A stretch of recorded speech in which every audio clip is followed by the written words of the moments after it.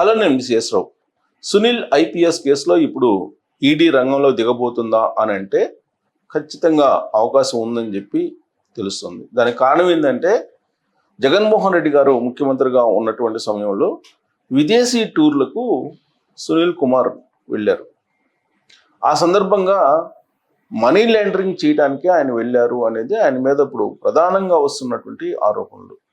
జగన్మోహన్ రెడ్డి గారికి అత్యంత ఇష్టమైనటువంటి అత్యంత నమ్మకమైనటువంటి ఐపీఎస్ అధికారిగా సునీల్ కుమార్ పనిచేశారు అనేది ఆయన మీద ఒక పెద్ద ముద్ర అయితే ఉంది. పక్కా ఆధారాలతోటి ఇప్పుడు ఆయన దొరికిపోయారు. దీంతో సస్పెండ్కి కూడా గురయ్యారు. సస్పెన్షన్ వల్ల శిక్ష అదేనా అని అంటే సస్పెన్షన్ వల్ల ఒరిగేది ఏం లేదు. 6 నెలల పాటు సస్పెన్షన్లో ఉంటారు. మహా అయితే ఇంకొక 6 నెలలు ఎక్స్టెండ్ చేస్తారు, లేదా ఇంకొక 6 నెలలు ఎక్స్టెండ్ చేస్తారు. ఏమవుతుంది సస్పెన్షన్ వల్ల అనేటువంటి యాంగిల్లో ఇప్పుడు ఐపీఎస్లు కొంతమంది ఆలోచిస్తూ ఉన్నారు. పైగా ఇప్పుడు సునీల్ కుమార్ ఆల్రెడీ ఆయన మ్యాక్సిమం తన జీవితంలో ఎంత ఆర్థికంగా స్థిరపడాలో ఆ స్థాయిలో స్థిరపడ్డాడు అనేది తులసిబాబు తాజాగా పోలీసులకు ఇచ్చినటువంటి వాంగ్మూలంలో ఒక అంశంగా చెప్తూ ఉన్నారు. తులసిబాబు ఎవరో తెలుసు కదా. తులసిబాబు మొత్తం సునీల్ కుమార్గా సంబంధించినటువంటి ఆర్థిక అంశాలు, ప్రైవేటు దందాలకు సంబంధించినటువంటి వాటిని చూశారు అనేది పోలీసుల విచారణలో తేలినటువంటి అంశంగా చెప్తున్నారు. తులసిబాబుని జైలుకి పంపించిన తర్వాత జరిగినటువంటి పరిణామాల్లో ఒకటి ఏంటంటే సునీల్ సస్పెన్షన్. సునీల్ సస్పెండ్ చేయడానికి అవసరమైనటువంటి సమాచారం మొత్తం కూడా తులసిబాబు నుంచే వచ్చిందని చెప్పి తెలుస్తోంది. వాస్తవంగా గుడివాడ నుంచి ఒంగోలుకి తీసుకెళ్లి విచారించారు పోలీసులు అప్పట్లో. ఆ సందర్భంగా ఒక పెద్ద ఎత్తున ర్యాలీ చేశాడు తులసిబాబు. ఆ తర్వాత పోలీసులు కస్టడీకి తీసుకున్నారు, సిట్ని ఏర్పాటు చేశారు. సిట్కి దామోదర్ ఐపీఎస్ ప్రకాశం జిల్లా ఎస్పీ ఆయన వేశారు, ఆయన విచారించారు. అయినప్పటికీ తులసిబాబు నోరు తెరవలేదు అని చెప్పేసి అప్పట్లో వినిపించింది. అంతేకాదు రాము వెనిగళ్ళ అక్కడికి వెళ్ళారు, తులసిబాబుకు అత్యంత క్లోజు. సో వీళ్ళంతా ఒక టీము, సునీల్ కుమార్ అలాగే రాము వెనిగళ్ళ అలాగే తులసిబాబు, ఇదంతా ఒక టీము. వీళ్ళందరికీ అన్నీ తెలిసే జరిగాయి అనేది రకరకాలుగా వినిపించాయి. ఈ నేపథ్యంలో అసలు సునీల్ కుమార్ మీద సస్పెన్షన్ ఉండదు అని చెప్పేసి కొంతమంది భావించారు. అయితే చంద్రబాబు నాయుడు గారు ఆంధ్రప్రదేశ్ ముఖ్యమంత్రి హోదాలో ఆయన చెప్పినటువంటి మాట ఏంటంటే తప్పు చేసినటువంటి వాళ్ళని ఎవరిని వదిలిపెట్టేది లేదు, అలా అని చెప్పేసి హరాస్మెంట్ చేసేది లేదు, చట్ట ప్రకారం ఏం చేయాలనో సరైనటువంటి సమయంలో చేస్తాము అని చెప్పి ఆయన చెప్పారు. తొలి నుంచి అదే చెప్తున్నారు. కాకపోతే వేగంగా చేయటం లేదు, అందరినీ వదిలేస్తున్నారు. ఐపీఎస్ని ఐఏఎస్ని తప్పు చేసినటువంటి వాళ్ళని ఏమి చేయలేకపోతున్నారు. ఇప్పుడు ధర్మారెడ్డి వెళ్ళిపోయారు, ఈవోగా పనిచేసింది తిరుమల తిరుపతి దేవస్థానం. అలాగే వైవి సుబ్బారెడ్డి విజిలెన్స్కి అటెండ్ కావట్లేదు. పెద్దిరెడ్డి రామచంద్రారెడ్డి మీద విచారణ జరగట్లేదు, ముందస్తు బెయిల్ తీసుకొచ్చుకున్నారు. ఇలా వరుసగా ఇప్పుడు ఎక్సైజ్కి సంబంధించినటువంటి వాసుదేవరెడ్డి మీద విచారణ జరగట్లేదు, మైనింగ్కి సంబంధించి వెంకటరామరెడ్డి మీద విచారణ జరగట్లేదు. ఇలాంటివన్నీ కూడా తరచూ తెలుగుదేశం పార్టీకి సంబంధించినటువంటి క్యాడర్ ప్రస్తావిస్తూ వాట్సాప్ గ్రూపుల్లో పోస్ట్ చేస్తున్నటువంటి పరిస్థితి. అదే సమయంలో జీవీ రెడ్డి ఎపిసోడ్ వచ్చింది. దాన్ని బేస్ చేసుకొని ఇక అసలు చంద్రబాబు నాయుడు ప్రభుత్వానికి చేత కాదు, చంద్రబాబు నాయుడు గారికి అసలు అతి మంచితనం వల్ల టోటల్గా అడ్మినిస్ట్రేషనే రావట్లేదు, ఈ యాంగిల్లో పోస్టులు పెట్టడం ప్రారంభించారు తెలుగుదేశం పార్టీలో ఉండేటువంటి కొంతమంది.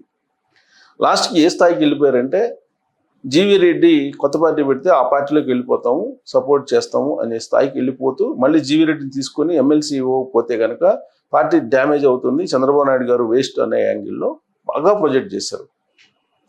అయితే తాజాగా జరిగినటువంటి కొన్ని పరిణామాలను మనం తీసుకుంటే పోసాని మురళీకృష్ణ అరెస్టు, పోసాని కృష్ణమురళి అరెస్టు, ఆ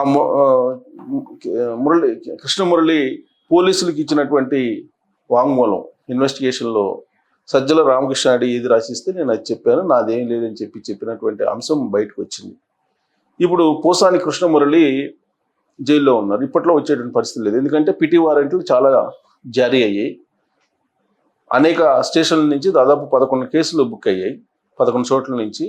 వాళ్ళు మాకు అప్పచెప్పండి అంటే మాకు అప్పచెప్పండి అని చెప్పి పోలీసులే జైలు దగ్గరికి వెళ్ళిపోయి అడుగుతూ ఉన్నారు. ఇలాంటి పరిస్థితుల్లో ఇప్పట్లో ఒక కేసు అయిపోతే ఇంకో కేసును ఎదుర్కోవాల్సిన పరిస్థితి పోసాని కృష్ణమురళికి ఉంది. ఆ కేసు అలా కంటిన్యూ అవుతున్నటువంటి క్రమంలో ఇమీడియట్గా సునీల్ ఐపీఎస్ని సస్పెండ్ చేశారు. సునీల్ ఐపీఎస్ని సస్పెండ్ చేయరు అని చెప్పి చాలామంది అనుకున్నారు, బట్ సస్పెండ్ చేశారు. సునీల్ ఐపీఎస్ని సస్పెండ్ చేస్తూ కీలకమైన నిర్ణయం తీసుకోవడంతో పాటు అసలు ఎంత పగడ్బందీగా చేశారంటే, ఆయన ఏ రోజు ఎక్కడికి వెళ్ళారు, ఎక్కడికి వెళతానని చెప్పేసి ఎక్కడికి వెళ్ళారు అనేది కూడా చాలా క్లియర్గా ఎవిడెన్స్ తోటి సహా బయటికి తీసి అప్పుడు అతన్ని సస్పెండ్ చేశారు. కారణం ఏంటంటే అతని ఎస్సీ.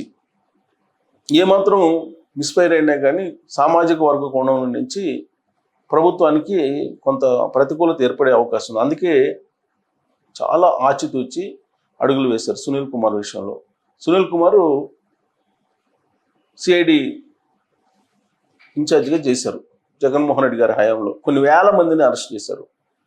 జర్నలిస్టులని కాదు, తెలుగుదేశం పార్టీ క్యాడర్ని, తెలుగుదేశం పార్టీ లీడర్లని అనేక మందిని ఆయన అరెస్ట్ చేయడంతో పాటు అసలు 41A నోటీసులు ఇవ్వకుండానే మ్యాన్ హ్యాండిల్ కూడా చేయించి 3rd డిగ్రీ ప్రయోగించే దానికి ఆయన ఎక్స్పర్ట్గా ఆ ప్రభుత్వంలో పేరు గాంచారు. అందుకని జగన్మోహన్ రెడ్డికి ఏది కావాలో జగన్మోహన్ రెడ్డి గారికి అదే చేస్తూ వచ్చారు. అందుకే ప్రియమైనటువంటి ఐపీఎస్గా ఆయన మారిపోయాడు. బహుశా దానికి బహుమతిగానేమో కొన్ని కాంట్రాక్ట్స్ కూడా ఇచ్చారు ఆయనకి. ఆయన వెబ్సైట్ క్రియేట్ చేసుకోవడానికి, సిఐడికి సంబంధించినటువంటి వెబ్సైట్ క్రియేట్ చేయడానికి కొన్ని కోట్ల రూపాయలు వితౌట్ టెండరు ఆయన తనకు కావాల్సినటువంటి కంపెనీకి ఇప్పించుకొని నిధులను కూడా ఆయన సొంత జేబులో వేసుకున్నారు.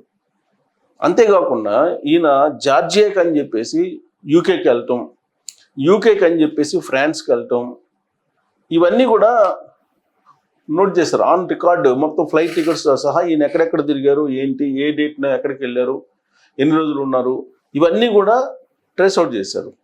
అయితే ఈయన అసలు ఎందుకు వెళ్ళారు విదేశీ టూర్కి?